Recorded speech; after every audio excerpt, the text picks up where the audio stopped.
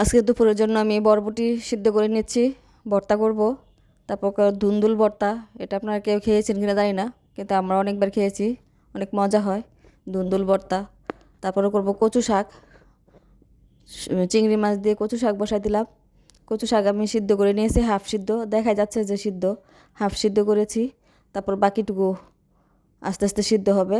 কাঁচামরিচ দিয়ে দিলাম বেশি করে, যেটা আমি সবসময় করি, আমরা কাঁচামরিচটা বেশি খাই, লাল মরিচ কম দেওয়া হয়।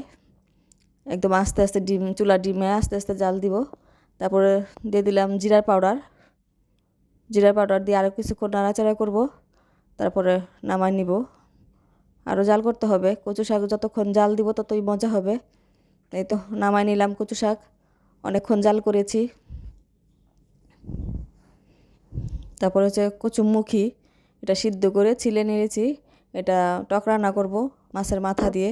মাছের মাথাগুলি ভেজে নিচ্ছি, পরে পানি দিয়ে কষায় নিব সব মশলা দিয়ে।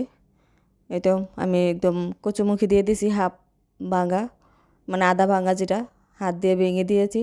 আর হচ্ছে বিলম্ব দিয়ে দিলাম টকের জন্য, কাঁচামরিচ দিয়েছি। নর্মাল মশলা দিয়ে রান্না করলাম, এটা আরও কিছুক্ষণ জাল করব। তারপর লাস্ট হচ্ছে খাটাই সস, যেটা আমরা দিই, খাটাই সস দিয়ে নামাই নিব। বেশিক্ষণ আর জাল দিতে হবে না, যেহেতু খাটাই সস দিয়ে দিয়েছি। রান্না হয়ে গেছে, ঠান্ডা হলে আবার একটু ঘন হয়ে যাবে, এত পাতলাটা থাকবে না। তারপরে আমি এই যে সাজনা পাতা নিয়েছি, সাজনা পাতা দিয়ে মুসুরির ডাল বাটা দিয়ে চালের গুঁড়া দিয়ে বড়া করব। সব মশলা, মানে পেঁয়াজু বানালে যে মশলাটা দেওয়া হয় ওই সব মশলা দিয়ে পেঁয়াজুর মতোই এটা বরবটির ভর্তা করে নিয়েছি।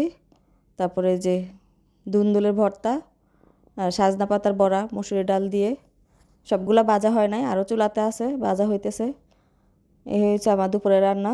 আজকে কোনো মাছ মাংস করি নাই, সব শুকনা খাবার, ভাজা পোড়া দিয়ে ভর্তা। রান্না কেমন হয়েছে জানাবেন।